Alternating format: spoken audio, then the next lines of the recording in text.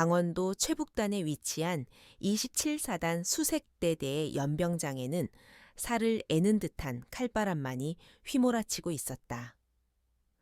잿빛 구름이 낮게 깔린 하늘 아래 수백 명의 병사들이 마치 얼어붙은 동상처럼 부동자세로 도열해 있었다.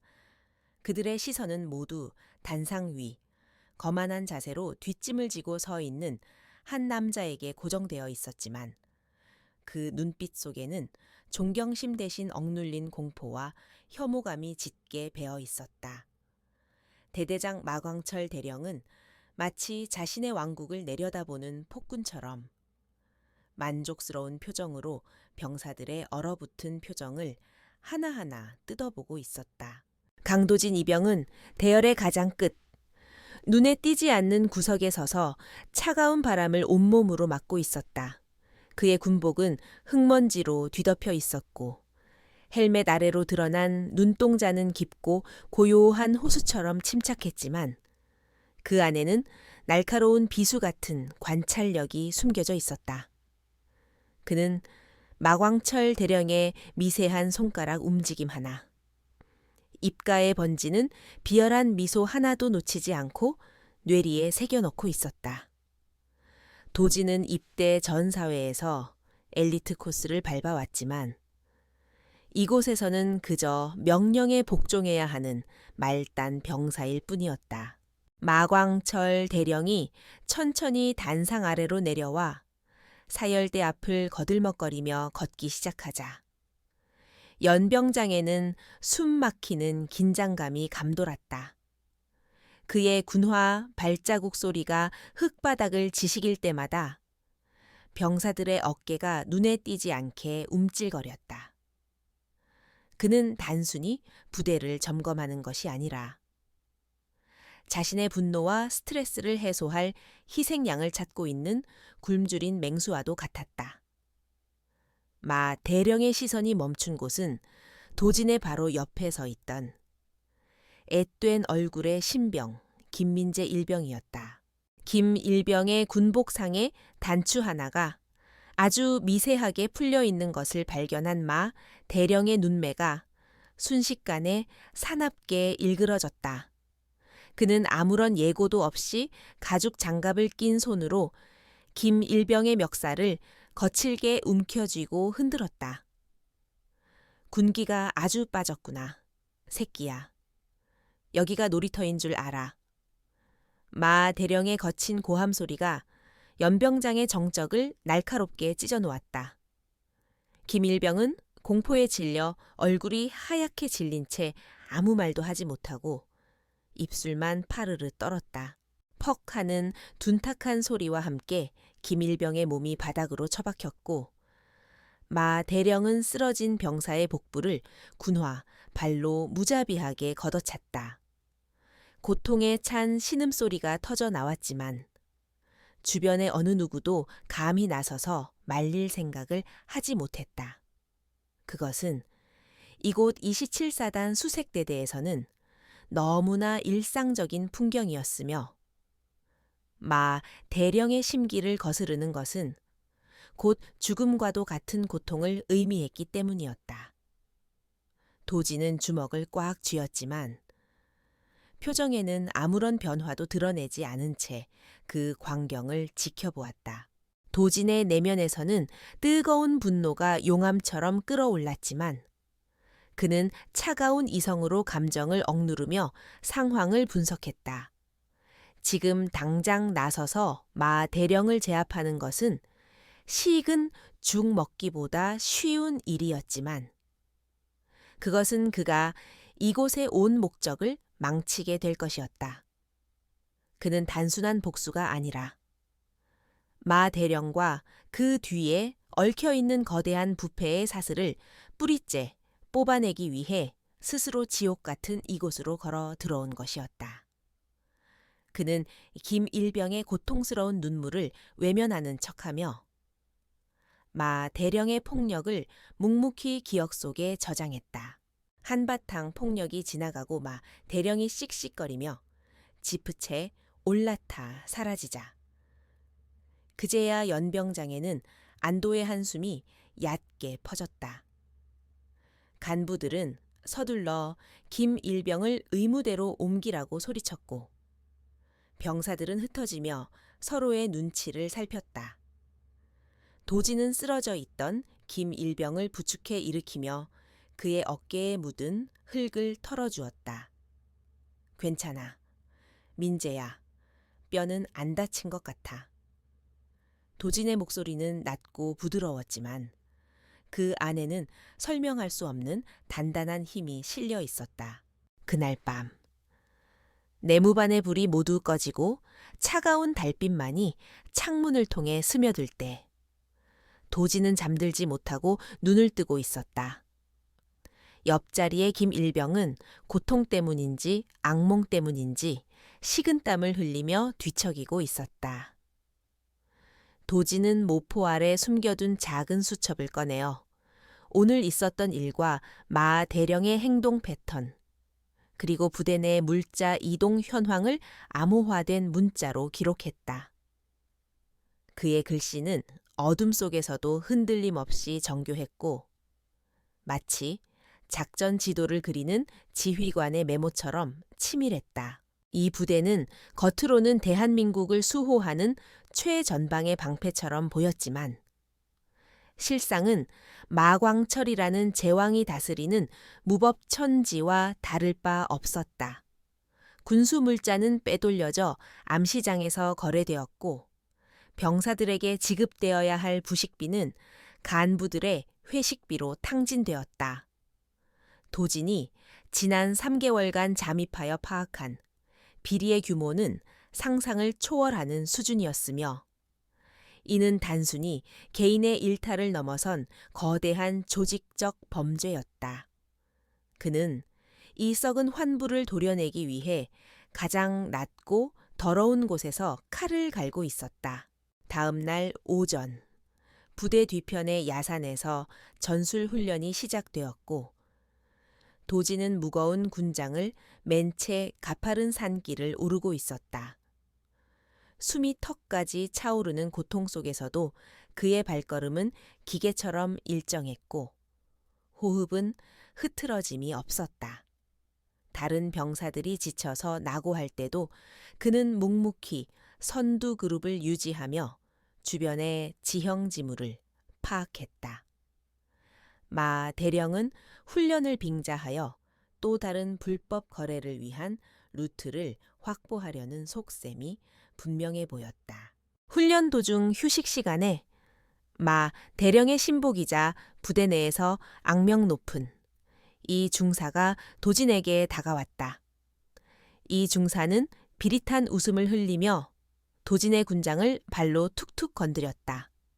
야, 강도진, 너 사회에서 뭐 하다 왔냐? 곱상하게 생겨가지고 힘은 꽤 쓰네. 이 중사의 도발적인 질문에 도지는 고개를 숙이며 어눌한 말투로 대답했다. 그저 체육관에서 아르바이트 조금 했습니다. 그는 자신의 과거, 특수부대 교관들에게 훈련받았던 지옥 같은 시간들을 완벽하게 숨겼다. 이 중사는 도진의 대답이 시시하다는 듯 침을 뱉으며 돌아섰지만 도진은 이 중사의 허리춤에 매달려 있는 낡은 열쇠 꾸러미를 곁눈질로 확인했다.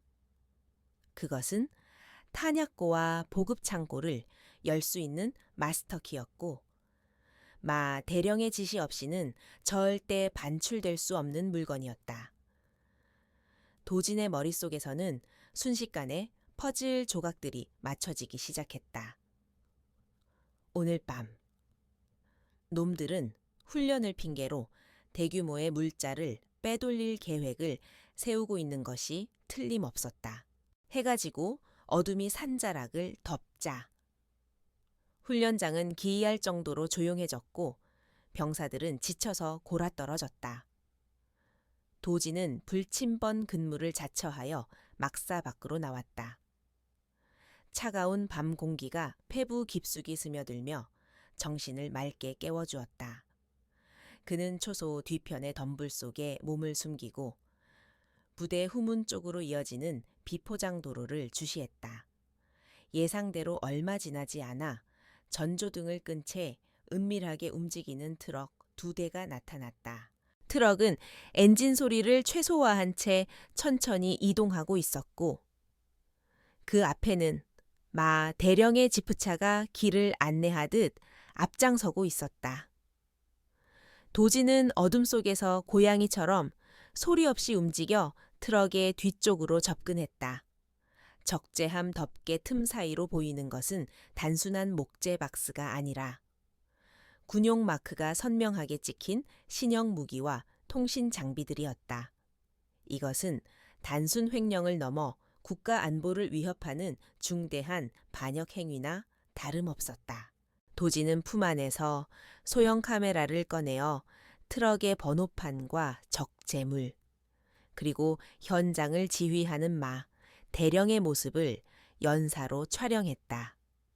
셔터 소리는 바람 소리에 묻혀 들리지 않았고 그의 손은 흔들림 없이 정확하게 증거를 포착했다. 그때 갑자기 지프차에서 내린 마 대령이 도진이 숨어있는 방향을 향해 고개를 돌렸다. 거기 누구냐 쥐 새끼 한 마리가 숨어있는 냄새가 나는데 마 대령의 섬뜩한 목소리가 어둠을 뚫고 들려왔다. 도지는 숨을 죽이고 몸을 더욱 낮춰 덤불과 하나가 되었지만 마 대령은 권총을 꺼내 들고 천천히 도진이 있는 쪽으로 다가왔다. 긴장감으로 인해 심장 박동 소리가 귓가에 쿵쿵 울려 퍼졌지만 도지는 당황하지 않고 주변의 돌멩이 하나를 집어들었다. 그는 반대편 숲속을 향해 돌멩이를 힘껏 던졌고 투둑 하는 소리가 나자마 대령의 시선이 순식간에 그쪽으로 쏠렸다. 저쪽이다 잡아 마 대령의 고함과 함께 병사들이 우르르 몰려갔다. 그 틈을 타 도지는 반대 방향으로 신속하게 몸을 피했고 자신의 초소로 돌아와 아무 일도 없었던 것처럼 태연하게 경계 근무를 섰다. 잠시 후 헐떡이며 돌아온 이 중사가 도진을 의심스런 눈초리로 쏘아보았지만 도진은 완벽한 포커페이스를 유지하며 거수경례를 했다. 충성 근무 중 이상 없습니다. 이 중사는 혀를 차며 돌아갔지만 도지는 마 대령이 자신을 의심하기 시작했다는 것을 직감적으로 알 수 있었다. 다음 날 아침 부대 전체에 비상이 걸렸고 마 대령은 전 병력을 연병장에 집합시켰다. 그는 핏발 선 눈으로 병사들을 노려보며 어젯밤 자신의 작전을 엿본 첩자를 반드시 색출해내겠다고 으름장을 놓았다. 공포에 질린 병사들은 서로를 의심하며 웅성거렸고 분위기는 그 어느 때보다 살벌했다. 마 대령은 무작위로 병사들의 관물대를 뒤지기 시작했고 도진의 심장은 차분하게 가라앉았지만 머릿속은 다가올 위기에 대비해 빠르게 회전했다. 마 대령이 도진의 관물대 앞에 섰을 때 시간은 멈춘 듯 느리게 흘러갔다. 그는 도진의 개인 물품들을 거칠게 바닥으로 쏟아부으며 무언가를 찾으려 애썼다. 바닥에 뒹구는 가족사진 한 장이 마 대령의 군화 발에 짓밟혔다. 사진 속에는 어린 도진과 3명의 중년 남성이 환하게 웃고 있었다. 마 대령은 그 사진을 힐끗 보더니 코웃음을 쳤다. 가족사진 촌스럽긴 내 놈 뒷배라도 되는 줄 아나보지. 도진은 짓밟힌 사진을 보며 치미는 분노를 삼켰다. 사진 속의 3 남자는 지금 대한민국 국군을 움직이는 가장 거대한 별들, 바로 그의 삼촌들이었다. 하지만 도진은 그 사실을 철저히 비밀로 붙였다. 그는 삼촌들의 후광이 아닌 자신의 힘으로 정의를 증명하고 싶었기 때문이었다. 마 대령은 사진을 발로 차버리고는 도진의 얼굴을 들이받을 듯이 가까이 다가왔다. 내 놈 눈빛이 마음에 안 들어. 뭔가 숨기고 있는 게 분명해. 그날 오후 마 대령은 도진을 대대장실로 호출했다. 화려하게 꾸며진 방 안에는 값비싼 양주와 시가 냄새가 진동했고 마 대령은 소파에 비스듬히 누워 도진을 내려다보았다. 강도진 이병, 네가 어젯밤 불침번이었지? 혹시 숲속에서 이상한 짐승 새끼라도 못 봤나? 마 대령의 질문은 단순한 확인이 아니라 도진을 떠보기 위한 교묘한 덫이었다. 도진은 정면을 응시하며 흔들림 없는 목소리로 대답했다. 고라니, 울음소리 외에는 특이 사항 없었습니다. 마 대령은 잔에 든 술을 단숨에 들이켜고는 잔을 바닥에 내던져 깨뜨렸다. 파편이 튀며 도진의 볼을 스치고 지나갔지만 그는 눈 하나 깜빡하지 않았다. 거짓말, 내 감은 틀린 적이 없어. 내 놈한테서 썩은 내가 아닌 다른 냄새가 나. 마 대령은 책상 서랍에서 권총을 꺼내어 탁자 위에 올려놓았다. 그것은 무언의 협박이자 선전포고였다. 이제 도진과 마 대령 사이에 숨막히는 줄다리기는 끝났고 본격적인 전쟁이 시작된 것이었다. 도진이 대대장실을 나왔을 때 하늘은 검게 물들어 있었고 멀리서 천둥 소리가 들려왔다. 폭풍 전야와도 같은 날씨는 앞으로 닥쳐올 피비린내, 나는 싸움을 예고하는 듯했다. 도진은 주먹을 꽉 쥐며 밤하늘을 올려다보았다. 구름 사이로 희미하게 빛나는 별 하나가 보였다. 그는 맹세했다.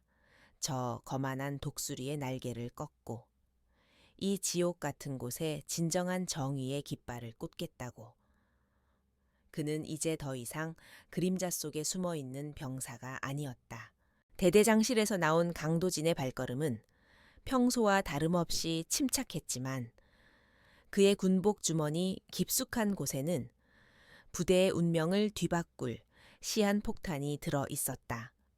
그것은 초소형 마이크로 SD카드로 어젯밤 트럭으로 반출된 불법 무기류와 마광철 대령의 육성이 담긴 결정적인 증거였다. 도진은 막사로 돌아가는 길에 비 내리는 연병장을 가로지르며 빗소리에 섞여 들려오는 병사들의 기합 소리를 들었다. 그는 젖은 군화를 벗어 정리하는 척하며 굽 뒤쪽에 교묘하게 파놓은 작은 홈 속에 메모리 카드를 숨겼다. 이곳은 그 누구도 상상하지 못할 은밀한 장소였으며 도진만이 알고 있는 비밀 금고였다. 다음 날부터 부대 내의 공기는 눈에 띄게 달라져 있었다. 마 대령은 보이지 않는 적에 대한 불안감 때문인지 사소한 규정 위반에도 히스테리에 가까운 반응을 보이며 병사들을 들들 볶았다. 그는 부대 곳곳에 자신의 신복들을 배치하여 병사들의 대화를 엿듣게 했고 불시에 내무반을 급습하여 개인 소지품을 검사하는 일이 잦아졌다.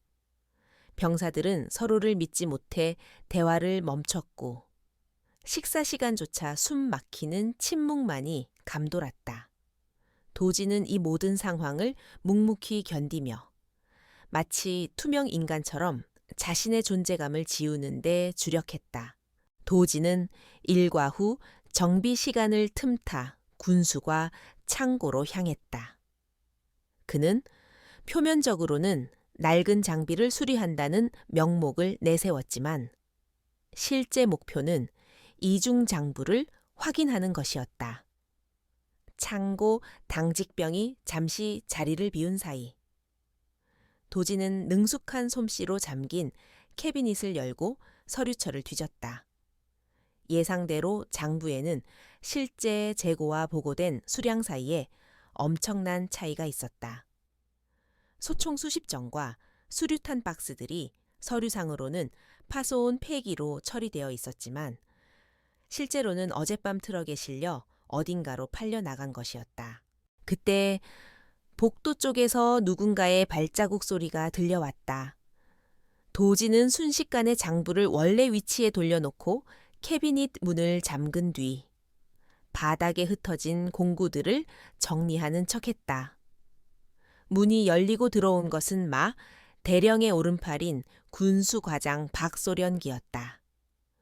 그는 도진을 의심스러운 눈초리로 훑어보며 창고 안을 둘러보았다. 강이병, 여기서 뭐 하고 있나 내 놈. 보직이 정비병도 아닐 텐데. 박소령의 목소리에는 날카로운 가시가 돋혀 있었다. 도지는 기름때 묻은 손을 들어보이며 태연하게 대답했다. 행보관님, 지시로 고장난 난로를 손보고 있었습니다. 박소령은 도진의 대답이 탐탁지 않은 듯 혀를 차며 돌아섰지만 나가는 길에 의미심장한 말을 던졌다. 요즘 쥐 새끼가 한 마리 돌아다닌다는데 조심하는 게 좋을 거야. 잡히면 가죽이 벗겨질 테니까. 도지는 박소령의 등 뒤로 서늘한 시선을 보내며 주먹을 꽉 쥐었다. 그들은 이미 내부 고발자가 있다는 것을 확신하고 있었고 포위망은 점점 좁혀오고 있었다. 도지는 더 이상 지체할 시간이 없음을 직감했다. 이 썩은 고름을 터뜨리기 위해서는 더 확실하고 치명적인 한 방이 필요했다. 며칠 뒤 점심시간 식당에서는 우려했던 사태가 벌어지고 말았다. 며칠 전 마 대령에게 폭행당했던 김민재 일병이 긴장한 나머지 식판을 들고 가다 미끄러져 마 대령의 전투화에 국물을 쏟고 만 것이다. 뜨거운 국물이 마 대령의 잘 닦인 군화와 바짓단을 적시자 식당 안의 모든 소음이 순식간에 사라졌다. 마 대령은 천천히 고개를 숙여 자신의 젖은 바지를 바라보더니 믿을 수 없다는 표정으로 김일병을 노려보았다. 김일병은 사색이 되어 바닥에 무릎을 꿇고 덜덜 떨며 빌기 시작했다. 죄송합니다. 죽을 죄를 지었습니다. 대대장님, 김일병의 울먹이는 목소리가 식당 안을 울렸지만 마 대령의 표정은 차가운 얼음장 같았다. 그는 손에 들고 있던 쇠로 된 국자를 들어 김일병의 머리통을 잇는 힘껏 내리쳤다. 깡 하는 소리와 함께 김일병이 비명을 지르며 바닥으로 쓰러졌지만 마 대령의 매질은 멈추지 않았다. 이 멍청한 새끼가 감히 내 옷을 버려 내 놈 피로 닦아내야 정신을 차리겠냐. 마 대령은 이성을 잃은 짐승처럼 날뛰며 무방비 상태의 병사를 유린했다. 도지는 식판을 쥐인 손에 피가 통하지 않을 정도로 힘을 주며 그 광경을 지켜보았다. 당장이라도 달려나가마 대령의 목을 꺾어버리고 싶었지만 그랬다가는 모든 계획이 수포로 돌아갈 것이었다. 그는 입술을 깨물며 끓어오르는 사리를 억눌렀다. 주변의 간부들은 마 대령의 눈치를 보며 고개를 돌리거나 짐짓 모른 척하고 있었고 병사들은 공포에 질려 숨조차 제대로 쉬지 못했다. 이것이 바로 마광철이 만든 지옥도였고 이곳에는 정의도 전우에도 존재하지 않았다. 오직 폭력과 복종만이 있을 뿐이었다. 마 대령이 분이 풀린 듯 헐떡이며 식당을 나가자 그제야 의무병들이 달려와 피투성이가 된 김일병을 실어 날랐다. 바닥에는 붉은 선혈이 흥건했고 흩어진 밥알과 반찬들이 그 참혹함을 더했다. 도지는 묵묵히 자신의 몫을 다 비우고 식판을 반납했다. 음식 맛은 느껴지지 않았고 오직 모래를 씹는 듯한 불쾌감만이 목구멍을 넘어갔다. 하지만 그는 먹어야 했다. 놈들과 싸워 이기기 위해서는 체력을 비축해야 했고 감정에 휘둘려 무너져서는 안 되었다. 그날 저녁 도지는 의무대를 찾아가 김일병의 상태를 살폈다. 김일병은 머리에 붕대를 감은 채 멍하니 천장을 바라보고 있었고 그의 눈동자에서는 생기가 사라져 있었다. 도진이 다가가 손을 잡아주자 김일병은 힘없는 목소리로 속삭였다. 도진아, 나 너무 무서워. 그냥 죽어버리고 싶어. 그 말은 도진의 가슴을 날카로운 송곳처럼 찔렀다. 도진은 김일병의 손을 꽉 잡으며 나지막하지만 단호하게 말했다. 조금만 참아. 내가 약속할게. 그놈. 반드시 대가를 치르게 될 거야. 막사로 돌아온 도진은 그날 밤 잠을 이루지 못하고 머릿속으로 수십 번의 시뮬레이션을 돌렸다. 마 대령을 법적으로 심판받게 하기 위해서는 외부의 개입이 필수적이었다. 하지만 통신은 도청되고 있었고 우편물 또한 검열 대상이었다.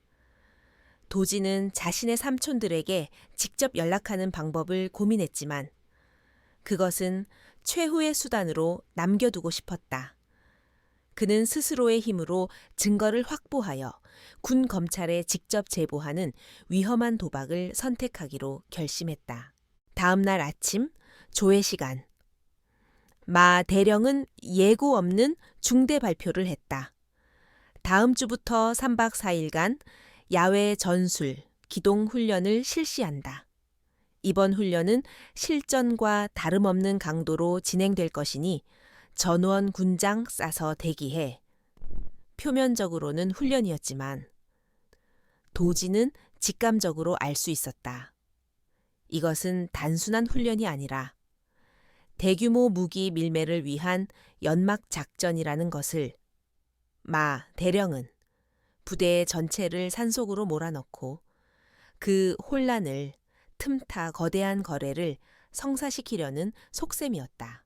훈련 준비로 부대가 어수선한 틈을 타 도지는 박소령의 사무실에 잠입할 계획을 세웠다. 훈련 계획서와 무기 불출 대장을 확보한다면 그들의 거래 장소와 시간을 정확히 파악할 수 있을 것이었다. 그는 청소 도구를 챙겨 들고 복도를 서성거리며 기회를 엿보았다. 마침 박소령이 급하게 전화를 받으며 사무실을 나가는 모습이 포착되었다. 도지는 주위를 살핀 뒤 번개 같은 동작으로 열린 문틈으로 몸을 날려 사무실 안으로 들어갔다. 사무실 안은 담배 연기로 자욱했고 책상 위에는 각종 서류들이 어지럽게 널려 있었다. 도지는 빠르게 책상 위를 스캔하며 극비 도장이 찍힌 붉은색 파일 철을 찾았다. 서랍 깊숙한 곳에서 발견한 파일에는 이번 훈련의 이동 경로와 시간대별 좌표가 상세히 적혀 있었다. 특히 제슬람 보급로라고 표기된 지점은 훈련 구역에서 벗어난 민간인 통제 구역 인근이었다. 바로 그곳이 접선 장소임이 확실했다. 도지는 손목 시계형 카메라로 문서를 촬영했다. 그때 복도에서 다시 박소령의 발자국 소리가 들려왔다. 도지는 심장이 멎을 듯한 긴장감을 느끼며 책상 밑으로 몸을 숨기려 했지만 공간이 너무 협소했다. 그는 재빨리 창문 쪽으로 달려가 커튼 뒤에 몸을 숨겼다. 문이 열리고 박소령이 들어와 책상 앞에 앉았다. 빌어먹을 대대장. 나한테만 똥물을 뒤집어 이우려고. 박소령은 혼잣말로 욕설을 내뱉으며 서랍을 열었다. 도지는 커튼 틈 사이로 숨을 죽인 채 박소령이 파일 철의 위치가 바뀐 것을 눈치채지 않기만을 간절히 기도했다. 다행히 박소령은 자신의 라이터를 찾는데 정신이 팔려 서류의 미세한 위치 변화를 눈치채지 못했다. 그가 담배를 물고 다시 사무실을 나가자 도지는 안도의 한숨을 내쉬며 창문을 열고 2층에서 뛰어내렸다. 착지는 완벽했고 소리는 나지 않았다. 이제 도진의 손에는 놈들의 범죄 계획표가 쥐어져 있었다.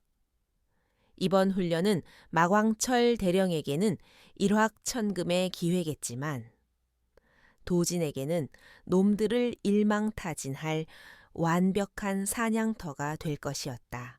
훈련 출발 당일, 연병장에는 완전 군장을 한 병사들의 열기가 가득했다.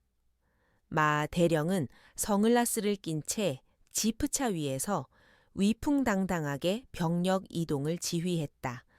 그의 입계는 탐욕스러운 미소가 걸려 있었고 다가올 미래에 대한 자신감으로 가득 차 있었다. 도진은 대열 속에 섞여마 대령을 올려다보았다. 웃어라. 지금 실컷 웃어둬라. 도진은 속으로 차갑게 중얼거렸다. 이번 훈련이 끝나면 그 웃음은 처절한 비명으로 바뀌어 있을 테니까. 숲은 깊고 어두웠으며 그곳은 사냥꾼인 도진에게 가장 익숙한 무대였다. 훈련 2일차. 부대는 인적이 드문 강원도 깊은 산골짜기인 흑룡 계곡에 진입했다. 하늘에서는 굵은 빗줄기가 쉴 새 없이 쏟아져 내렸고 진흙탕으로 변한 산길은 병사들의 발목을 잡고 놓아주지 않았다. 체감 온도는 영하권으로 떨어져 입김이 하얗게 서렸지만 마광철 대령은 행군 속도를 늦추지 않았다. 그는 마치 병사들을 극한으로 몰아붙여 체력을 고갈시키려는 듯 휴식 시간조차 제대로 주지 않고 가파른 능선을 오르게 했다. 병사들의 거친 숨소리와 군장이 부딪히는 소리만이 빗소리에 섞여 무겁게 깔렸다. 이것은 단순한 훈련이 아니라 병사들의 눈과 귀를 마비시키기 위한 사전 작업임이 분명했다. 강도진은 대열의 후미에서 묵묵히 걸으며 주변 지형을 머릿속 지도로 옮겨 그리고 있었다. 빗물에 젖은 전투복이 살갗에 달라붙어 천을 빼앗아 갔지만 그의 신경은 그 어느 때보다 날카롭게 곤두서 있었다. 박소령의 사무실에서 입수한 정보에 따르면 거래 장소인 제3보급로는 현재 위치에서 북동쪽으로 약 2km 떨어진 폐채석장 인근이었다. 마 대령은 주력 부대를 남쪽 능선에 배치하여 시선을 분산시키고 자신과 소수의 측근들만이 북쪽으로 이동할 계획을 세워두고 있었다. 도진은 본대에서 이탈할 완벽한 타이밍을 계산하며 호흡을 조절했다. 날이 완전히 저물고 칠흑 같은 어둠이 깔리자 부대는 산 중턱에 임시 수경지를 편성했다. 빗줄기는 더욱 굵어져 한 치 앞도 분간하기 어려울 정도였고 천둥 소리가 산을 울리며 병사들의 불안감을 증폭시켰다. 마 대령은 무전으로 각 중대장들에게 위치 사수 명령을 내린 뒤 박소령과 이 중사를 포함한 소수의 병력을 이끌고 은밀히 수경지를 빠져나갔다. 그들의 차량인 지프와 소형 트럭에 미등조차 켜지 않은 채에 빗속으로 사라지는 모습을 도지는 나무 뒤에서 지켜보고 있었다. 이제 사냥이 시작될 시간이었다. 도지는 경계 근무 교대 시간을 틈타 수경지 외곽의 방어선을 소리 없이 넘어섰다. 그는 젖은 낙엽과 진흙을 얼굴과 군복에 문질러 완벽한 위장을 마쳤고 발소리를 죽이는 특수보법으로 숲을 가로질렀다. 가시덤불이 군복을 찢고 나뭇가지가 얼굴을 스쳤지만 그는 고통을 느끼지 못하는 기계처럼 목표 지점을 향해 직진했다. 그의 움직임은 인간이라기보다는 어둠 속을 배회하는 유령에 가까웠다. 빗소리는 그의 발소리를 덮어주는 훌륭한 소음 차단막이 되어주었고 번개는 간헐적으로 숲의 지형을 비춰주는 조명탄 역할을 했다. 폐채석장에 도착한 도지는 능선 위에 바위 틈에 몸을 숨기고 아래를 내려다보았다. 넓은 공터에는 마 대령의 지프차와 트럭이 정차해 있었고 반대편에서는 번호판 없는 검은색 밴 2대가 들어오고 있었다. 밴에서 내린 사내들은 군인이 아니었다. 그들은 사복 차림에 자동 소총으로 무장한 전문 용병들로 보였으며 그들의 눈빛에는 살기가 가득했다. 마 대령은 차에서 내려 우비를 쓴 거구에 사내와 악수를 하고 있었고 박소령은 트럭의 덮개를 열어 무기 상자들을 보여주고 있었다. 국가의 재산이 범죄 조직의 손으로 넘어가는 현장이었다. 도지는 품 안에서 미리 준비해 온 급조 폭발물을 꺼내 들었다. 훈련용 연습 수류탄의 화약과 조명탄에 마그네슘을 배합하여 만든 섬광 포금탄이었다. 살상력은 낮지만 좁은 공간에서 터지면 엄청난 소음과 빛으로 사람의 시각과 청각을 일시적으로 마비시킬 수 있는 물건이었다. 그는 심호흡을 한 번 하고 거래 현장과 가장 가까운 트럭의 연료통 부근을 조준했다. 거리는 약 50m. 빗줄기와 바람을 계산해야 하는 까다로운 사격 조건이었다. 하지만 도진의 눈빛은 흔들림이 없었다. 그는 투척용 나이프 끝에 기폭 장치를 매달아 힘껏 던졌다. 나이프는 허공을 가르고 날아가 정확히 트럭의 뒷바퀴 타이어에 박혔고 그 충격으로 기폭 장치가 작동했다. 쾅 하는 굉음과 함께 눈을 멀게 할 듯한 강력한 섬광이 폐채석장을 집어삼켰다. 거래를 하던 마 대령과 용병들은 비명을 지르며 바닥에 뒹굴었고 놀란 운전병이 핸들을 꺾으며 트럭이 중심을 잃고 옆으로 전복되었다. 트럭에 실려 있던 무기 상자들이 와르르 쏟아지며 바닥에 흩어졌고 일부 탄약이 충격으로 폭발하며 연쇄적인 폭음을 만들어냈다. 현장은 순식간에 아수라장으로 변했다. 매복이다 적습이다 응사해 마 대령이 핏대를 세우며 고래고래 소리를 질렀지만 용병들은 이미 패닉 상태에 빠져 허공을 향해 무차별 난사를 시작했다. 총알이 빗발치고 흙먼지가 튀어오르는 혼란 속에서 도지는 그림자처럼 능선을 타고 내려와 적들의 측면으로 파고들었다. 그는 총을 쏘는 대신 정글돌을 뽑아들고 가장 외곽에 떨어져 있던 용병 하나를 덮쳤다. 단말마의 비명조차 지르지 못하게 입을 막고 경동맥을 압박하여 기절시킨 뒤 그는 용병의 무정이를 탈취했다.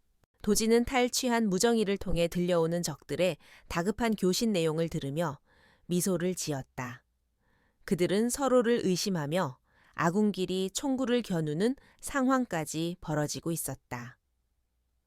도지는 연막탄 하나를 피워 적들의 시야를 완전히 차단한 뒤 전복된 트럭 쪽으로 접근했다.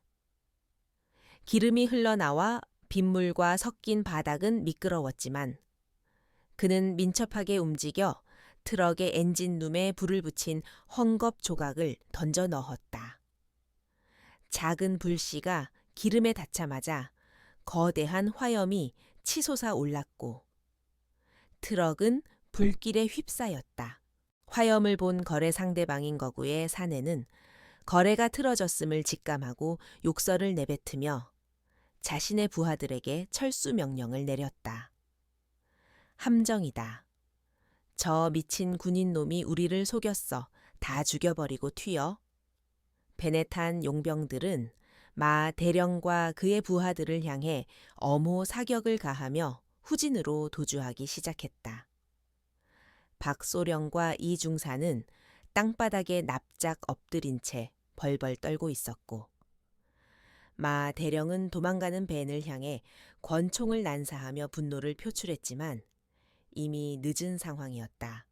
거래는 완벽하게 실패했고 증거인 무기들은 불타고 있었다. 도지는 혼란스러운 틈을 타 다시 어둠 속으로 몸을 숨겼다. 그의 심장은 격렬하게 뛰고 있었지만 머릿속은 차갑게 식어 있었다. 1차 목표였던 거래 저지는 성공했다. 하지만 이것으로 끝이 아니었다. 이제 마 대령은 이 산 어딘가에 자신을 방해한 존재가 있다는 것을 알게 되었고 독이 오를 대로 오른 독사처럼 덤벼들 것이 분명했다.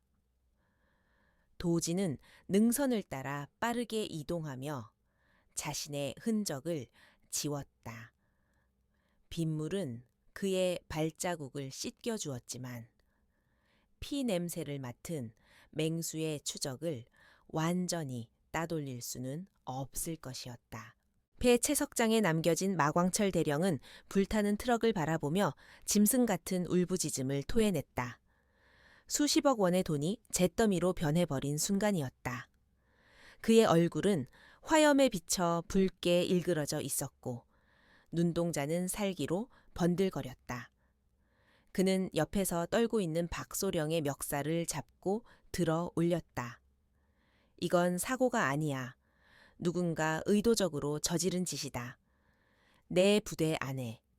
그것도 아주 가까운 곳에 쥐새끼가 있어. 마 대령의 목소리는 지옥에서 들려오는 악마의 속삭임처럼 낮고 소름 끼쳤다. 마 대령은 즉시 무정의를 집어들고 전 부대에 비상 경계령을 내렸다. 현재 시각부로 훈련을 중단하고 실탄을 지급한다. 흥룡 계곡 일대를 봉쇄하고 이 구역을 벗어나는 모든 움직이는 물체는 즉시 사살하라. 쥐새끼 한 마리도 살려서 보내지 마라. 그의 명령은 광기에 차 있었고 더 이상 군인의 명령이 아닌 살인, 청부업자의 지시와 다름없었다. 산 전체에 비상 사이렌 소리는 없었지만 무정의를 통해 전해지는 살벌한 명령은 병사들을 공포로 몰아넣기에 충분했다. 도지는 무전을 도청하며 씁쓸한 미소를 지었다. 마 대령은 스스로 무덤을 파고 있었다. 실탄 지급 명령은 곧 자신의 범죄를 덮기 위해 부하들을 사지로 내몰겠다는 뜻이었다. 도지는 잠시 멈춰 서서 호흡을 골랐다. 이제부터는 숨바꼭질이 아니라 전면전이었다. 그는 자신이 가진 모든 기술과 경험을 총동원하여 살아남아야 했고 동시에 마 대령을 파멸해 구렁텅이로 밀어넣어야 했다. 숲은 여전히 어두웠고 빗줄기는 그칠 기미를 보이지 않았다. 도지는 산 중턱의 바위 동굴을 찾아 임시 은신처로 삼았다. 젖은 군복을 짜내고 무기를 점검하는 그의 손놀림은 경건하기까지 했다. 그는 김민재 일병의 억울한 눈물과 부패한 권력에 희생된 수많은 병사의 얼굴을 떠올렸다. 그들이 흘린 피와 눈물이 도진을 움직이는 원동력이었다. 그는 탄창을 결합하며 나지막이 중얼거렸다. 올 테면 와 봐라. 이 산이 너희들의 거대한 무덤이 될 테니까. 번개가 칠 때마다 그의 눈동자는 푸른 안광을 뿜어내며 빛났다. 한편 본대에서는 영문도 모른 채 실탄을 지급받은 병사들이 불안에 떨고 있었다. 중대장들은 대대장의 명령에 의문을 품었지만 항명은 곧 죽음이라는 것을 알기에 병사들을 독촉하여 수색 대형을 갖췄다. 산 전체가 거대한 포위망으로 변해 도진을 조여오고 있었다. 이 넓은 산 속에서 단 한 사람을 찾는 것은 모래사장에서 바늘 찾기보다 어려워 보였지만 마 대령은 수단과 방법을 가리지 않고 산 전체를 불태워서라도 도진을 찾아낼 기세였다. 밤은 길었고 새벽은 아직 멀리 있었다. 도지는 동굴 밖의 기척에 귀를 기울였다. 멀지 않은 곳에서 나뭇가지가 밟히는 소리와 군화 소리가 들려왔다. 수색대가 벌써 여기까지 접근한 것이었다. 그들의 움직임은 조심스러웠지만 도진의 감각을 속일 수는 없었다. 그는 천천히 일어나 어둠 속에 몸을 섞었다. 사냥감이 사냥꾼을 사냥할 시간이 되었다. 그는 그림자 속에서 기다리며 다가오는 적들을 하나씩 무력화시킬 계획을 세웠다. 그의 전설은 바로 이 빗속의 흑룡 계곡에서부터 시작되고 있었다. 밤새 퍼붓던 빗줄기가 잦아들고 흑룡 계곡에는 짙은 물안개가 피어올라 시야를 가리기 시작했다. 축축하게 젖은 숲은 한 치 앞도 분간할 수 없는 미로가 되어버렸고 그 속에서 수색대원들의 거친 숨소리와 군화 발자국 소리만이 불길하게 울려 퍼졌다. 병사들은 보이지 않는 적에 대한 공포로 인해 잔뜩 위축되어 있었고 나뭇가지가 흔들리는 소리에도 놀라 총구를 겨누며 비명을 질렀다. 이 숲은 더 이상 그들에게 익숙한 훈련장이 아니라 언제 어디서 목숨을 잃을지 모르는 생지옥이나 다름없었다. 마광철 대령의 광기 어린 명령은 병사들의 이성을 마비시켰고 그들은 전우를 쏘지 않기 위해 필사적으로 눈을 부릅떴다. 강도지는 거대한 고목의 가지 위에 몸을 숨긴 채 아래를 지나가는 수색조의 움직임을 냉철하게 관찰하고 있었다.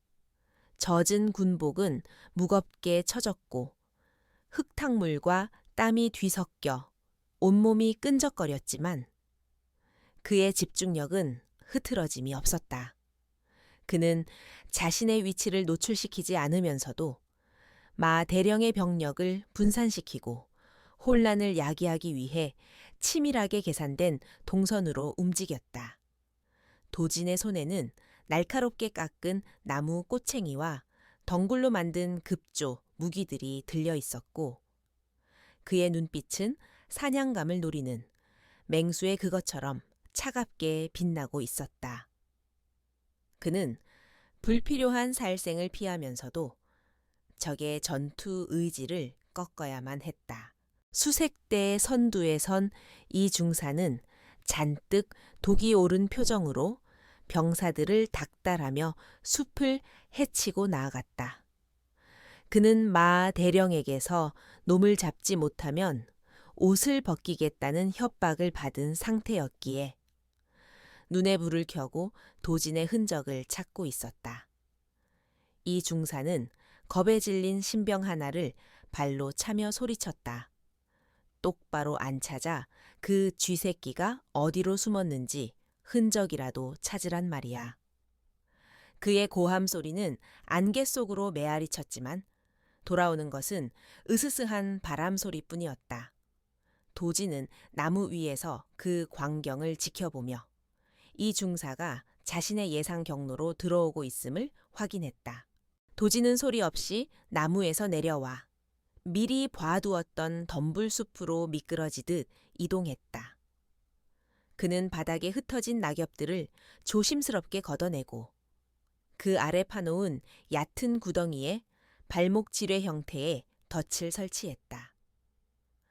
폭발물 대신 탄성이 강한 나뭇가지를 이용해 상대의 발목을 강하게 타격하는 비살상 함정이었다. 설치를 마친 도지는 짐승의 울음소리를 흉내내어 수색조의 주의를 끌었다. 크르릉 낮게 깔리는 소리에 이 중사의 귀가 번쩍 뜨였고 그는 병사들에게 손짓하며 소리가 난 방향으로 조심스럽게 접근을 시도했다. 이 중사가 덤불을 헤치고 발을 내딛는 순간 탁 하는 파열음과 함께 팽팽하게 당겨져 있던 나뭇가지가 튀어 올랐다. 아, 이 중사는 외마디 비명을 지르며 바닥으로 나뒹굴었고 정강이를 부여잡고 고통스러워했다. 당황한 병사들이 허공을 향해 무차별 사격을 가하기 시작했지만 도지는 이미 그들의 사각지대로 빠져나간 뒤였다. 총성은 숲의 정적을 깨뜨리며 혼란을 가중시켰고 무정이에서는 상황을 묻는 다급한 목소리들이 빗발쳤다. 도지는 이 혼란을 틈타 또 다른 수색조가 있는 방향으로 신속하게 몸을 옮겼다.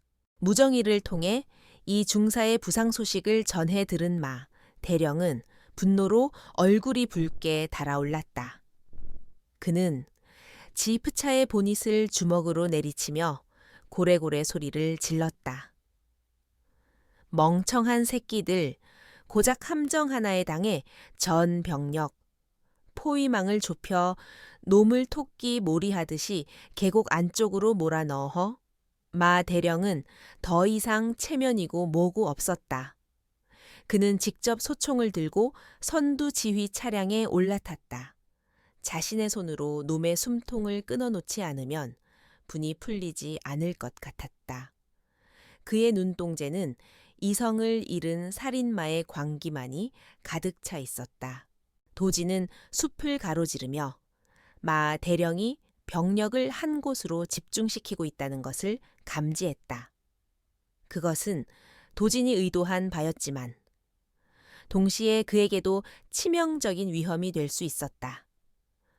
포위망이 좁혀질수록 그가 숨을 공간은 줄어들 것이고 결국에는 정면 대결을 피할 수 없는 순간이 올 것이기 때문이었다. 도지는 호흡을 가다듬으며 계곡의 가장 깊은 곳, 절벽과 급류가 흐르는 죽음의 계곡이라 불리는 지형으로 향했다. 그곳은 험준하기로 악명 높지만 역으로 소수의 인원이 다수의 적을 상대하기에는 최적의 요새가 될 수도 있었다. 계곡 입구에 도착한 도지는 바위 틈에 숨겨두었던 김민재 일병을 발견하고 깜짝 놀랐다. 김 일병은 머리에 붕대를 감은 채 공포에 질려 바들바들 떨고 있었다. 그는 마 대령의 지시로 강제로 수색 작전에 투입되었다가 낙오된 모양이었다. 도진이니 정말 너야. 김일병은 도진을 보자마자 안도감에 눈물을 터뜨렸다. 도진은 급히 김일병의 입을 막고 주변을 살폈다. 김일병과 함께 움직이는 것은 자살 행위나 다름없었지만 그렇다고 부상당한 전우를 사지에 내버려 둘 수는 없는 노릇이었다. 도진은 짧은 고민 끝에 김일병을 부축하여 안전한 동굴로 피신시키기로 결심했다. 민재야, 정신 차려. 내가 반드시 살려서 내보내줄게. 그러니까 내 말 잘 들어야 해. 도진의 단호한 목소리에 김일병은 고개를 끄덕이며 눈물을 닦았다. 하지만 그들의 이동 속도는 현저히 느려질 수밖에 없었고 뒤쫓아오는 추격대의 소리는 점점 더 가까워지고 있었다. 설상가상으로 빗물이 불어난 계곡물은 거세게 흐르며 그들의 앞길을 가로막고 있었다. 도지는 이를 악물고 김일병을 등에 업은 채 차가운 계곡물로 뛰어들었다. 거센 물살이 도진의 다리를 휘감으며 중심을 무너뜨리려 했지만 그는 초인적인 힘으로 버텨내며 건너편 기슭으로 향했다. 그때 계곡 위쪽 능선에서 서치라이트 불빛이 그들을 비췄다. 찾았다, 저기 있다, 물속의 두 놈이다. 수색대원의 외침과 함께 총알이 물보라를 일으키며 쏟아지기 시작했다. 도지는 김일병을 보호하기 위해 몸을 웅크리고 바위 뒤로 몸을 숨겼다. 총알이 바위를 때리는 소리가 귓가를 때렸고 파편이 튀어 뺨을 스치고 지나갔다. 상황은 최악으로 치닫고 있었다. 그 순간 무정이에서 마 대령의 섬뜩한 목소리가 흘러나왔다. 도진이 탈취했던 무정이의 주파수가 놈들에게 노출된 것이었다. 강도진 이병, 쥐새끼처럼 잘도 도망다니는구나. 하지만 이제 끝이다. 내 놈이 끼고 도는 그 멍청한 김일병 때문에 네 발목이 잡힌 거야. 마 대령은 도진의 약점이 무엇인지 정확하게 파악하고 있었다. 그는 잔인하게 웃으며 말을 이었다. 지금 당장 기어 나오지 않으면 내 놈이 숨어있는 바위째로 날려버리겠다. 박격포 준비해. 도진은 절망적인 상황 속에서도 냉정함을 잃지 않으려 애썼다.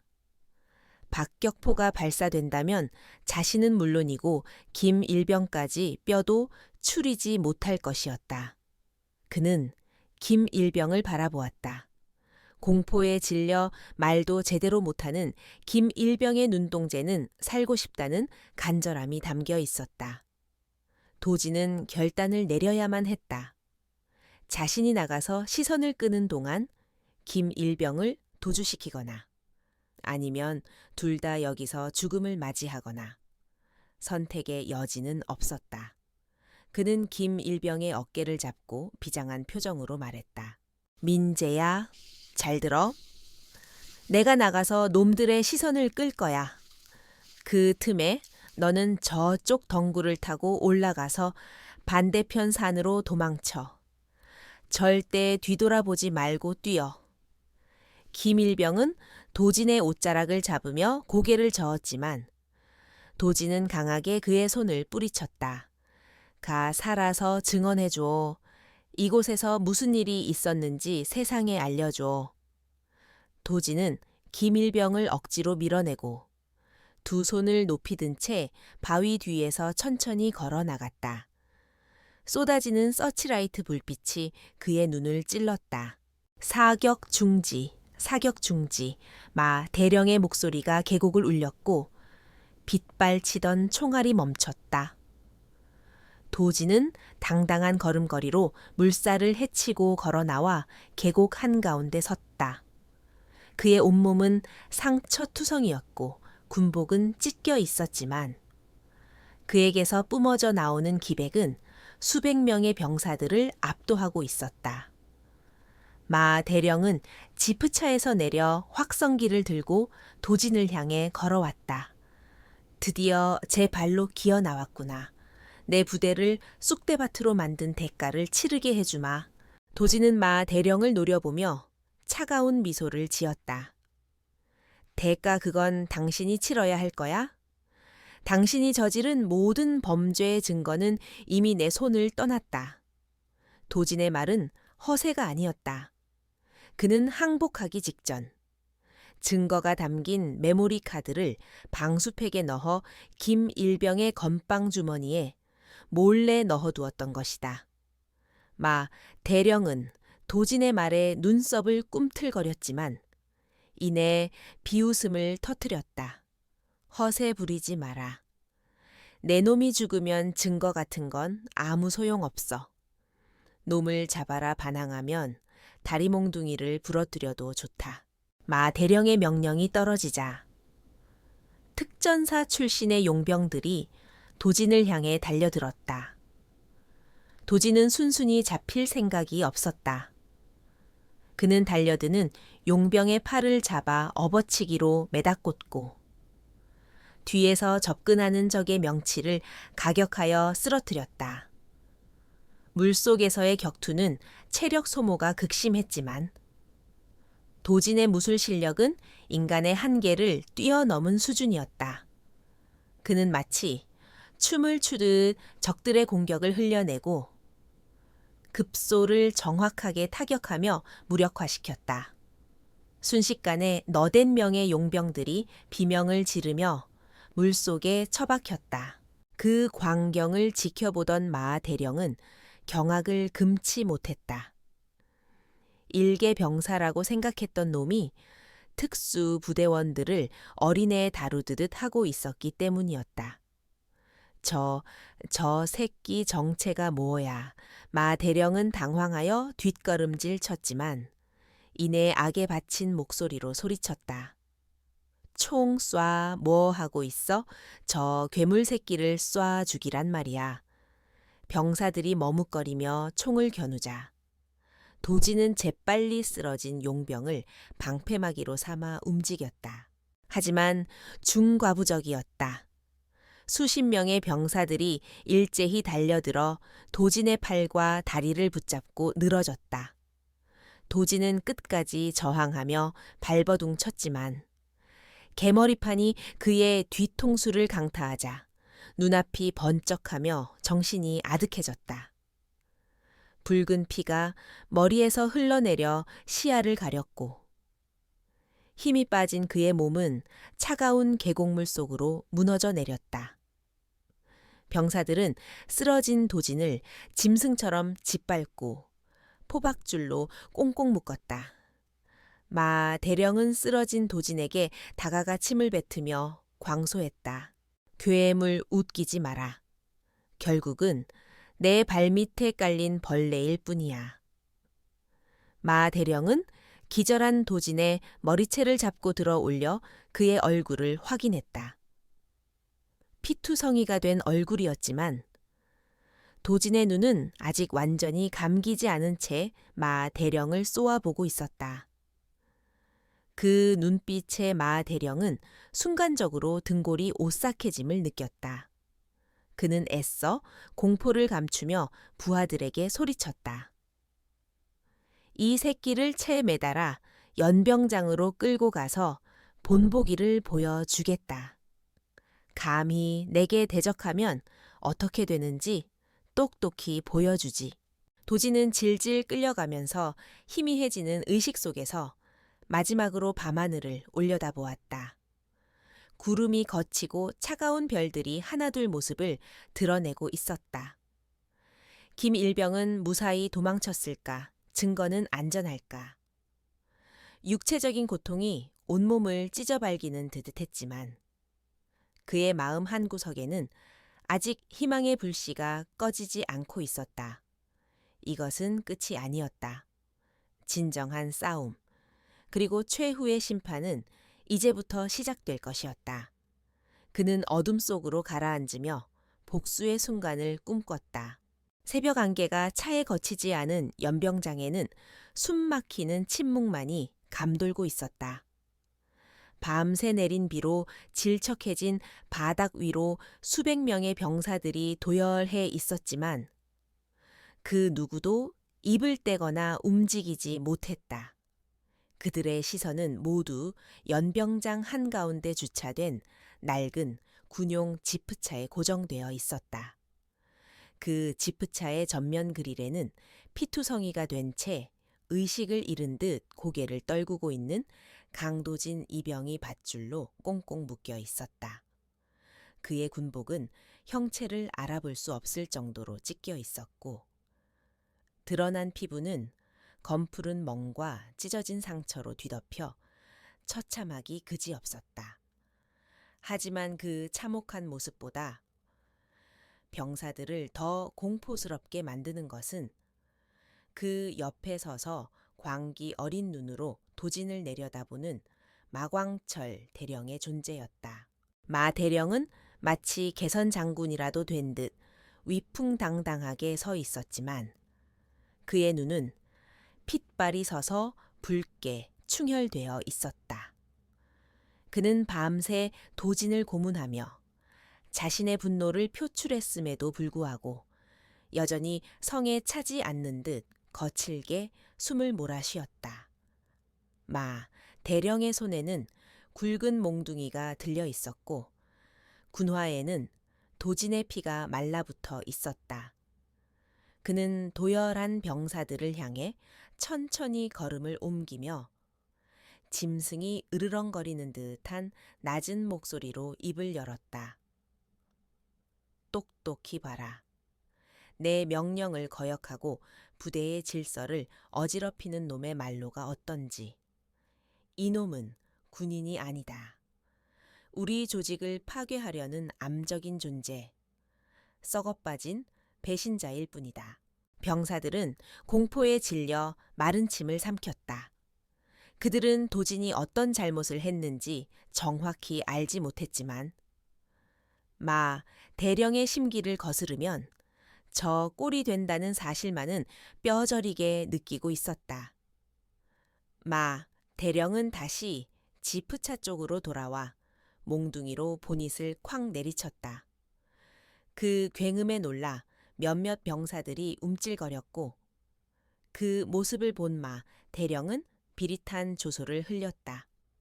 겁먹지 마라. 충성스러운 개에게는 고기를 주지만 주인을 무는 미친 개는 몽둥이로 때려 죽여야 하는 법이다.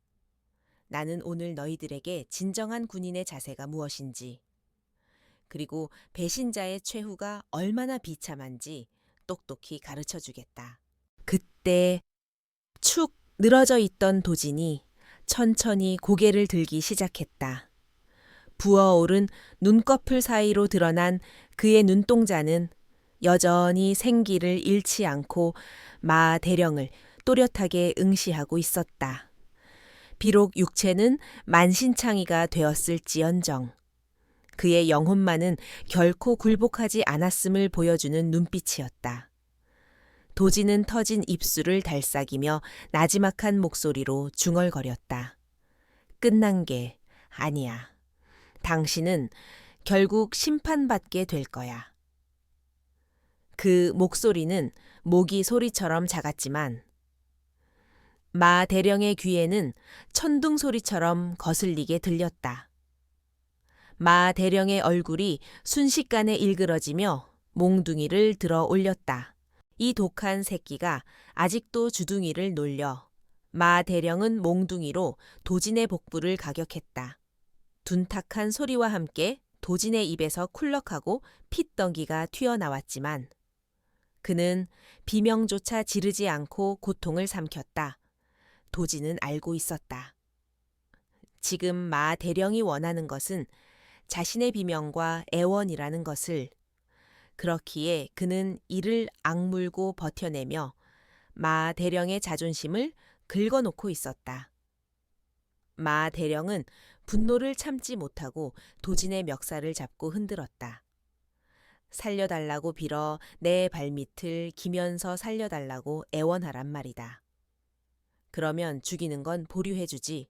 하지만 도진은 피 묻은 치아를 드러내며 씩 웃어 보였다. 그것은 조롱과 연민이 뒤섞인 미소였다. 당신이 불쌍해. 공포 없이는 부하들을 다스리지 못하는 겁쟁이니까. 그 말은 마 대령의 이성에 남아있던 마지막 끈을 끊어버리기에 충분했다. 마 대령은 괴성을 지르며 도진을 밀쳐냈고 뒤에 서 있던 부관에게 손을 뻗었다. 휘발유 가져와 당장. 그의 고함 소리에 연병장의 공기가 얼어붙었다. 휘발유라는 단어가 주는 공포감은 병사들의 등골을 오싹하게 만들었다. 설마 산 사람을 불태우려는 것인가. 박소령과 이 중사가 머뭇거리며 20리터짜리 붉은색 제리캔을 들고 나타났다. 그들의 손도 미세하게 떨리고 있었다. 아무리 마 대령의 신복이라 해도 공개적인 장소에서 화형식을 집행하는 것은 차원이 다른 문제였다. 하지만 광기에 사로잡힌 마 대령의 눈빛을 본 그들은 감히 토를 달 수 없었다. 마 대령은 제리캔을 낚아채듯 받아들고 뚜껑을 거칠게 열었다. 역한 기름 냄새가 연병장의 습한 공기 속으로 확 퍼져나갔다. 병사들 사이에서 억눌린 신음과 동요가 일었지만 헌병들이 총구를 들이대며 그들을 제지했다. 마 대령은 제리캔을 들어 올려 도진의 머리 위에서부터 들이부었다. 콸콸 쏟아지는 붉은 휘발유가 도진의 머리카락을 적시고 찢어진 상처 틈으로 스며들어 극심한 고통을 유발했다. 도진은 고통에 몸을 비틀었지만 밧줄에 묶인 몸은 꼼짝도 할 수 없었다. 휘발유는 그의 군복을 흠뻑 적시고 지프차의 보닛 위로 흘러내려 바닥에 웅덩이를 만들었다. 마 대령은 빈 통을 바닥에 내던지며 광소했다. 자, 이제 좀 깨끗해졌구나. 더러운 배신자의 피 냄새를 이 기름 냄새가 덮어줄 거다. 도진은 눈을 뜨기 힘들 정도로 따가운 통증 속에서도 정신을 집중하려 애썼다. 휘발유 냄새가 코를 찌르고 현기증이 몰려왔지만 그는 포기하지 않았다. 그는 마음속으로 시간을 카운트하고 있었다. 김민재 일병이 무사히 탈출했다면, 그리고 자신의 삼촌들이 그 메시지를 받았다면, 지금쯤 그들이 오고 있을 시간이었다. 도지는 흐릿해지는 시야 너머로 잿빛 하늘을 올려다보았다. 저 구름 너머 어딘가에서 정의의 날개짓 소리가 들려오기를 간절히 기도했다. 이것은 단순한 믿음이 아니라 피로 맺어진 약속에 대한 확신이었다. 마 대령은 주머니에서 은색 지포 라이터를 꺼냈다. 팅 하는 청명한 금소금과 함께 노란 불꽃이 피어올랐다. 그 작은 불꽃은 흐린 날씨 속에서 유난히 선명하고 위협적으로 보였다. 병사들은 모두 숨을 멈추고 그 불꽃을 바라보았다. 마 대령은 라이터를 도진의 얼굴 가까이 들이대며 속삭였다. 뜨거울 거다. 아주 많이 아플 거야. 하지만 걱정 마라. 금방 재가 되어 사라질 테니까 내 놈이 지키려던 정기니 뭐니 하는 것들도 다 이 불꽃과 함께 사라지는 거다. 도지는 불꽃의 열기를 얼굴로 느끼며 마 대령의 눈을 똑바로 쳐다보았다. 당신은 태울 수 있어도 진실은 태울 수 없어. 도진의 마지막 저항에 마 대령의 얼굴이 흉측하게 일그러졌다. 그는 더 이상 도진의 말을 듣고 싶지 않았다. 이 건방진 놈을 흔적도 없이 지워버리고 자신의 권력을 영구히 공고히 하고 싶은 욕망만이 그를 지배했다. 마 대령은 뒤로 물러서며 라이터를 쥔 손을 높이 치켜들었다. 연병장에는 죽음의 그림자가 짙게 드리워졌다. 전 부대원들은 똑똑히 봐라. 이것이 배신자의 최후다. 마 대령은 목청껏 소리쳤다. 그의 목소리는 갈라져 있었고 눈은 뒤집혀 흰 자위가 번득였다. 그는 이제 군인이 아니라 살인을 즐기는 악귀나 다름없었다. 박소령조차 고개를 돌리며 외면했고 병사들 중 일부는 구역질을 참지 못해 헛구역질을 했다. 하지만 아무도 이 미친 짓을 멈출 수 없었다. 권력이라는 이름의 폭력 앞에서 정의는 무력해 보였고 도지는 홀로 그 거대한 폭력의 파도 앞에 서 있는 촛불과 같았다. 도지는 눈을 감았다. 죽음이 코앞에 다가왔음을 느꼈지만 이상하게도 마음은 차분했다. 그는 자신의 선택을 후회하지 않았다. 누군가는 해야 할 일이었고 자신이 그 희생양이 됨으로써 이 썩은 고리를 끊을 수 있다면 그것으로 좋겠다. 다만 남겨진 가족들과 동료들이 겪을 슬픔이 마음에 걸릴 뿐이었다. 어머니, 죄송합니다. 그리고 삼촌들, 조금 늦으시는군요. 그는 마음속으로 작별 인사를 고하며 다가올 화염을 받아들일 준비를 했다. 마광철 대령은 승리의 쾌감에 도취되어 입가에 잔인한 미소를 띄었다. 모든 것이 자신의 뜻대로 되었다. 이 놈만 사라지면 무기 밀매의 증거도, 자신의 비리를 아는 유일한 목격자도 영원히 사라지는 것이다. 그는 이 완벽한 결말을 자축하며 마지막 대사를 준비했다. 그의 손에 들린 라이터의 불꽃이 바람에 춤을 추듯 일렁였다. 그는 온 힘을 다해 소리치며 라이터를 도진을 향해 던질 준비를 마쳤다. 그 순간 세상의 모든 소음이 차단되고 오직 마 대령의 목소리만이 연병장을 울렸다. 죽어라. 이 계자시가 마 대령의 고함과 함께 그의 손을 떠난 라이터가 슬로모션처럼 허공을 가르며 날아갔다. 은색 지포 라이터는 회전하며 도진의 발밑, 휘발유가 흥건한 웅덩이를 향해 떨어졌다. 병사들의 비명소리가 터져 나오려는 찰나 라이터가 바닥에 닿았다. 화르륵 하는 소리와 함께 거대한 불길이 순식간에 솟아올랐다. 붉은 화염은 굶주린 짐승처럼 도진이 묶인 지프차를 집어삼킬 듯이 맹렬하게 타올랐다. 화염의 열기가 막 대령의 얼굴을 덮쳤지만 그는 물러서지 않고 광소를 터뜨렸다. 하하하 타라, 다 타버려라. 불길은 순식간에 지프차의 타이어를 타고 올라가 도진의 발목을 위협했다. 검은 연기가 피어오르며 하늘을 가리기 시작했다. 도진은 뜨거운 열기에 숨이 막혔지만 여전히 고개를 숙이지 않았다. 불꽃이 그의 군복 끝자락에 옮겨 붙으려는 절체절명의 순간이었다. 바로 그때였다. 어디선가 둔탁하고 거대한 소음이 들려오기 시작했다. 처음에는 멀리서 들려오는 천둥 소리 같았지만 그 소리는 순식간에 가까워지며 연병장의 대기를 진동시켰다. 두두두두두. 그것은 단순한 바람소리가 아니었다. 거대한 회전 날개가 공기를 찢어발기는 소리. 바로 헬리콥터의 로터 소리였다. 마 대령의 웃음소리가 뚝 그쳤다. 불길의 굉음조차 덮어버릴 만큼 강력한 소음이 하늘을 뒤덮었다. 병사들이 웅성거하며 하늘을 올려다보았다. 잿빛 구름을 뚫고 검은 물체 하나가 나타났다. 그것은 일반적인 수송 헬기가 아니었다.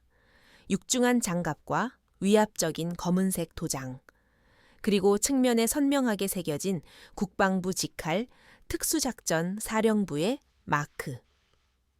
바로 블랙 호크였다. 헬기는 믿을 수 없을 만큼 빠른 속도로 하강하며 연병장으로 돌진해 들어왔다. 헬기의 하강풍이 일으킨 강력한 바람이 연병장의 모래바람을 일으켰고 타오르기 시작하던 불길을 사방으로 흩날리게 만들었다. 마 대령은 갑작스러운 사태에 당황하여 뒷걸음질 쳤다. 뭐야 저거 당장 안 치워. 어디 소속 헬기야? 그가 무정의에 대고 고래고래 소리를 질렀지만 이미 상황은 그의 통제를 벗어나 있었다. 블랙 호크는 마치 먹잇감을 낚아채려는 독수리처럼 마 대령의 머리 위로 낮게 깔리며 위협적으로 호버링했다. 헬기의 문이 열리고 그 안에 타고 있는 인물들의 실루엣이 보였다. 그들은 단순한 지원 병력이 아니었다. 그곳에는 대한민국 군대에서 가장 강력한 권위를 가진 존재들이 타고 있었다. 도지는 매캐한 연기 속에서 헬기를 올려다보았다. 익숙한 기체의 형상, 그리고 문가에 서 있는 3명의 중년 남성들. 그들의 어깨에서는 7개의 별이 찬란하게 빛나고 있었다. 도진의 입가에 희미한 미소가 번졌다. 오셨군요, 삼촌들. 마 대령이 지른 불길은 아직 꺼지지 않았지만 그보다 더 뜨거운 분노의 불길이 하늘에서 내려오고 있었다. 바야흐로 심판의 시간이 도래한 것이었다. 거대한 회전 날개가 만들어내는 폭풍은 연병장을 순식간에 아수라장으로 만들었다. 마광철 대령이 던진 라이터가 바닥에 닿아 불길이 치솟으려던 찰나. 헬기의 강력한 하강풍이 그 불씨를 사방으로 흩어버렸다. 휘발유 웅덩이는 거센 바람에 밀려 비산했고 마 대령은 몸을 가누지 못하고 뒷걸음질 쳤다. 블랙호크 헬기는 속도를 줄이지 않고 그대로 지면을 향해 내리꽂히듯 돌진했다. 조종사는 마치 지프차를 착륙 패드로 인식한 듯 망설임 없이 육중한 기체를 마 대령이 서 있던 지프차 앞부분으로 밀어붙였다. 크악 굉음과 함께 헬기의 강철 랜딩 기어가 지프차의 보닛을 종잇장처럼 구겨버렸다. 피할 새도 없이 그 충격패 휩쓸린 마 대령은 튕겨나가는 대신 찌그러진 지프차의 범퍼와 헬기의 스키드 사이에 하반신이 끼어버렸다. 뼈가 으스러지는 끔찍한 소리가 헬기 엔진 소리에 묻혔다. 그는 고통에 찬 비명을 질렀지만 거대한 기계 괴물은 그를 바닥에 지시겨 놓은 채 미동도 하지 않았다. 그것은 단순한 착륙이 아니라 오만했던 한 인간을 물리적으로 파괴하는 처형식과도 같았다. 헬기의 측면 도어가 열리고 흙먼지 속에서 3명의 남자가 걸어 나왔다.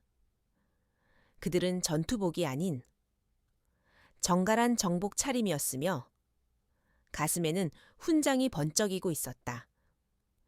가장 선두에 선 남자의 어깨에는 별 3개가, 그 뒤를 따르는 두 남자의 어깨에는 각각 별 2개가 박혀 있었다. 도합 7개의 별, 대한민국 국군을 움직이는 거대한 권력의 정점이 이 작은 연병장에 강림한 것이다. 병사들은 그들의 얼굴을 알아보자마자 숨이 멎을 듯한 충격에 빠져 들고 있던 소총을 떨어뜨릴 뻔했다. 선두에 선 중장. 강태성 군단장은 찌그러진 차체 밑에서 신음하는 마 대령에게는 눈길조차 주지 않았다. 그의 시선은 오직 밧줄에 묶인 채 기름을 뒤집어 쓰고 있는 강도진에게 고정되어 있었다. 평소 철혈의 장군이라 불리며 감정을 드러내지 않던 그의 얼굴이 조카의 처참한 몰골을 보는 순간 분노와 슬픔으로 일그러졌다. 그는 성큼성큼 다가가 허리춤에서 단검을 꺼내어 도진을 올가매고 있던 밧줄을 단번에 끊어버렸다. 도진의 몸이 앞으로 기울자 강 중장은 재빨리 그를 받아 안았다. 늦어서 미안하다. 도진아. 강 중장의 목소리는 미세하게 떨리고 있었다. 도진은 피와 그을음으로 범벅이 된 얼굴로 삼촌을 올려다보며 힘겹게 미소를 지었다. 조금 늦으셨네요. 거의 통구이가 될 뻔했습니다. 도진의 농담에 강 중장은 입술을 꽉 깨물며 도진의 어깨를 감싸 쥐었다. 그 모습을 지켜보던 병사들과 간부들은 경악을 금치 못했다. 매일 구타당하고 무시당하던 말단 병사가 군단장에 친족하였다니. 그 충격적인 반전은 연병장의 공기를 완벽하게 얼어붙게 만들었다. 차체에 깔려 피를 토하던 마 대령은 흐릿해지는 의식 속에서 그 대화를 듣고 말았다. 조카 저놈이 강태성 중장의 조카라고 공포가 고통을 압도하며 그의 심장을 옥죄어 왔다. 그는 자신이 건드려서는 안 될 영린을 건드렸음을, 그리고 자신의 인생이 완벽하게 끝장났음을 깨달았다. 그는 살려달라고 애원하고 싶었지만 으스러진 폐에서 쉭쉭거리는 바람소리만 새어 나올 뿐 목소리가 나오지 않았다. 그는 절망적인 눈빛으로 하늘을 올려다보았지만 보이는 것은 자신을 짓누르고 있는 거대한 헬기의 바닥뿐이었다. 강 중장의 뒤를 따르던 2명의 소장.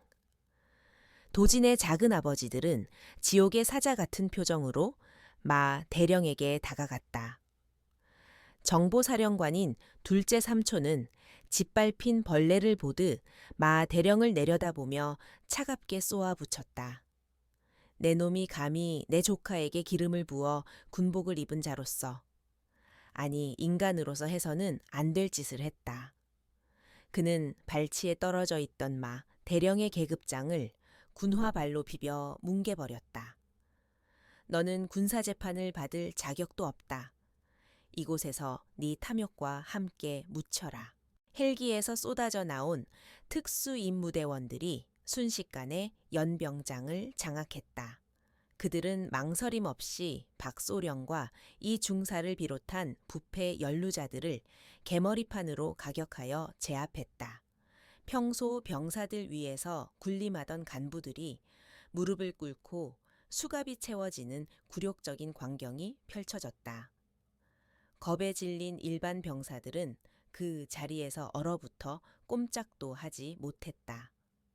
불과 몇 분 전까지만 해도 마 대령의 왕국이었던 이곳은 이제 정의의 심판장이 되어 있었다. 모든 권력 관계가 순식간에 뒤집혔다. 도지는 강 중장의 부축을 받으며 비틀거리는 다리로 일어섰다. 그는 찌그러진 지프차 아래에 깔려있는 마 대령에게 다가갔다. 마 대령의 눈동자는 초점을 잃어가고 있었지만 도진을 보자 마지막으로 흔들렸다. 도진은 그를 내려다보며 나지막하지만 또렷한 목소리로 말했다. 당신이 그랬지. 정의 따위는 불에 타 사라질 거라고. 도진은 훈장처럼 상처 입은 가슴을 펴고 말을 이었다. 하지만 봐. 불에 타서 사라진 건 내가 아니라 당신의 그 더러운 야망이야. 강 중장은 의무병들을 호출하며 도진의 등을 두드려 주었다. 가자. 도진아, 이제 끝났다. 도진은 고개를 끄덕이며 헬기 쪽으로 걸음을 옮겼다. 하지만 그는 알고 있었다. 이것은 끝이 아니라 새로운 시작이라는 것을. 마광철 하나를 처단한다고 해서 세상의 모든 악이 사라지는 것은 아니겠지만 적어도 오늘 이곳에서 그들은 정의가 살아있음을 증명했다. 헬기의 로터 소리가 다시 커지며 흑룡 계곡의 짙은 먹구름을 밀어내고 있었다. 구름 사이로 한 줄기 햇살이 비치며 피투성이가 된 도진의 얼굴을 비췄다.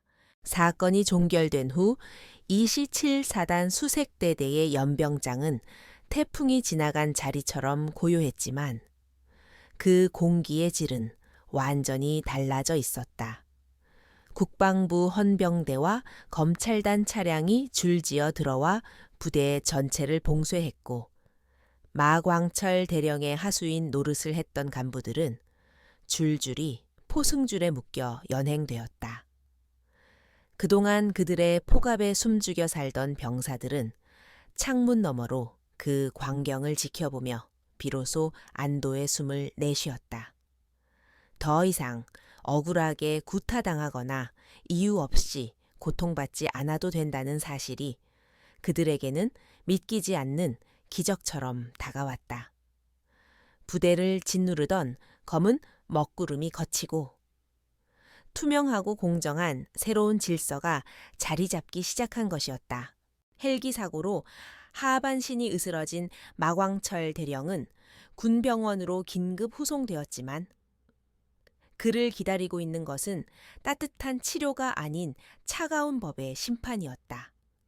그는 생명에는 지장이 없었으나 평생 휠체어 신세를 면치 못할 것이라는 진단을 받았다.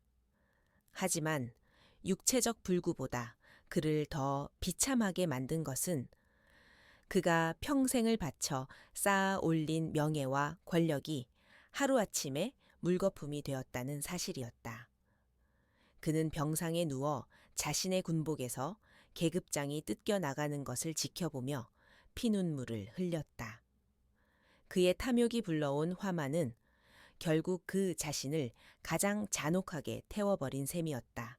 강도지는 수도 통합병원, VIP 병동이 아닌 일반 병실에서 눈을 떴다.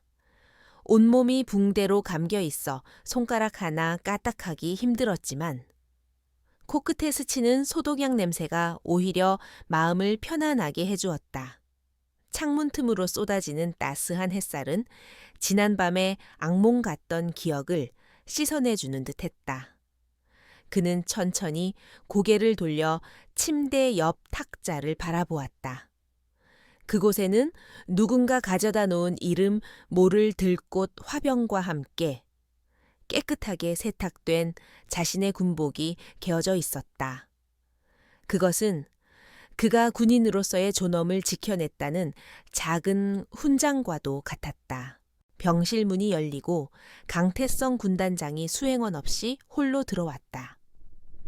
평소의 위압적인 제복 차림이 아닌 편안한 사복 차림이었지만 그에게서 뿜어져 나오는 중후한 기품은 여전했다. 그는 침대 옆 의자에 앉아 한동안 말없이 조카의 얼굴을 바라보았다. 붕대 사이로 드러난 상처들을 보는 그의 눈빛에는 안타까움과 대견함이 교차하고 있었다. 강 중장은 도진의 손을 조심스럽게 잡으며 무거운 입을 열었다. 무모한 녀석, 그냥 나한테 전화 한 통만 했어도 이렇게까지 되지는 않았을 거다. 도진은 마른 입술을 달싹이며 미소를 지었다. 목소리는 쉬어 있었지만 그 안에 담긴 의지는 단단했다. 삼촌들이 제 뒤를 봐준다는 걸 알면 그들은 잠시는 굴복했을지 몰라도 진심으로 반성하지는 않았을 겁니다. 저는 제 힘으로 증명하고 싶었습니다. 정의는 권력이 아니라 올바른 신념에서 나온다는 것을요. 강 중장은 조카의 말에 쓴웃음을 지으며 고개를 끄덕였다. 그는 도진이 더 이상 자신의 보호가 필요한 어린아이 조카가 아니라 신념을 가진 진정한 군인으로 성장했음을 인정해야만 했다. 며칠 뒤 뉴스는 27사단 방산 비리 사건을 대서특필했다. 마광철 대령과 그와 결탁한 무기, 밀매 조직, 그리고 뒷돈을 챙긴 고위 장성들까지 줄줄이 구속되면서 대한민국 군 전체가 발칵 뒤집혔다. 국민들은 분노했지만 동시에 내부 비리를 목숨 걸고 고발한 익명의 영웅에게 아낌없는 찬사를 보냈다. 도진의 이름은 언론에 공개되지 않았지만 군 내부에서는 이미 전설적인 존재로 회자되고 있었다. 병사들 사이에서 강도진 이병은 불의에 맞서 싸운 상징이자 그들이 닮고 싶은 진정한 군인상으로 자리 잡았다. 도진의 회복 속도는 놀라울 정도로 빨랐다. 그는 병상에 누워있는 동안에도 재활 운동을 게을리하지 않았고 다시 부대로 복귀할 날만을 손꼽아 기다렸다. 강 중장은 그에게 전역하거나 편한 행정직으로 보직을 변경할 것을 권유했지만 도진은 단호하게 거절했다. 그는 아직 자신이 해야 할 일이 남아있다고 생각했다. 썩은 환부를 도려냈으니 이제는 새살이 돋아나도록 돕는 것이 자신의 책임이라고 믿었다. 그는 특혜를 거부하고 다시 가장 낮은 곳으로 돌아가기를 원했다. 퇴원을 앞둔 어느 날 병실로 뜻밖의 손님이 찾아왔다. 머리에 붕대를 감은 김민재 일병이었다. 그는 쭈뼛거리며 들어와 도진을 보자마자 울음을 터뜨리며 바닥에 엎드려 큰절을 했다. 도진아, 아니 강도진 상병님, 정말 감사합니다. 상병님 덕분에 저도 살고 우리 부대도 살았습니다. 도진은 당황하여 침대에서 내려와 김 일병을 일으켜 세웠다. 두 사람은 서로의 상처를 보듬으며 뜨거운 전우애를 느꼈다. 지옥 같던 흑룡 계곡에서의 밤. 그들은 생사를 함께 넘나들며 피보다 진한 형제가 되었다. 계절이 바뀌어 병원 정원에는 벚꽃이 만개했다. 도진은 퇴원 수속을 마치고 정복으로 갈아입었다. 거울 속에 비친 그의 모습은 입대 전보다 훨씬 야위었지만 눈빛만은 그 어느 때보다 깊고 강인해져 있었다. 가슴에 달린 약장과 계급장은 그가 겪어온 고난의 시간을 증명하듯 빛나고 있었다. 그는 베레모를 고쳐 쓰고 거울 속의 자신을 향해 경례를 붙였다. 그것은 과거에 나약했던 자신과의 작별이자 새로운 미래를 향한 다짐이었다. 부대로 복귀하는 날, 연병장에는 전 부대원이 도열하여 도진을 맞이했다. 예전처럼 강압에 의한 침묵이 아니라 진심 어린 존경과 환영의 박수가 쏟아져 나왔다. 새로 부임한 대대장은 도진의 손을 굳게 잡으며 격려했다. 도진은 병사들의 환한 미소를 보며 가슴이 벅차오름을 느꼈다. 그가 목숨을 걸고 지키려 했던 것은 거창한 국가나 이념이 아니라 바로 내 옆에 있는 전우들의 이 평범한 미소였음을 깨달았다. 그는 이제 혼자가 아니었다. 도진은 다시 소총을 들고 경계 근무를 섰다.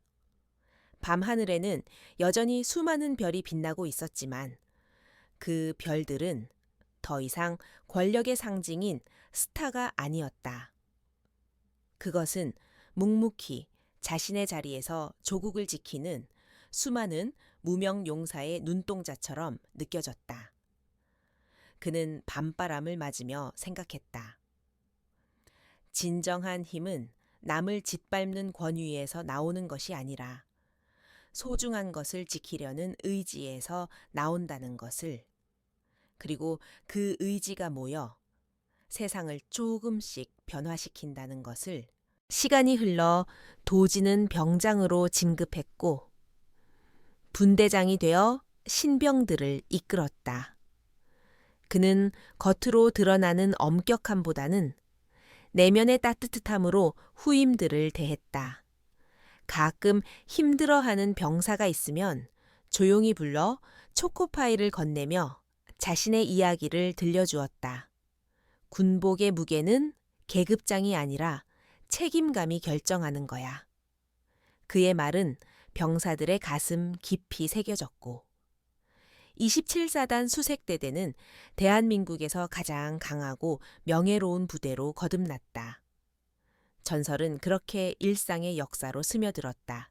어느 늦가을 저녁, 도진은 저녁을 앞두고 마지막 휴가를 나왔다.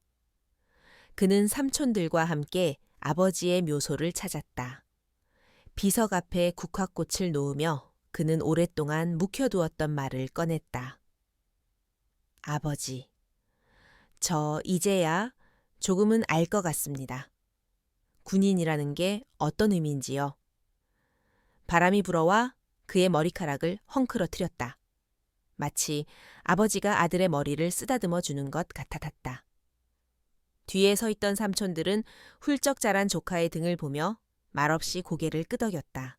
강도진의 군 생활은 끝을 향해 가고 있었지만 그의 인생이라는 진짜 전쟁은 이제 막 시작되려 하고 있었다.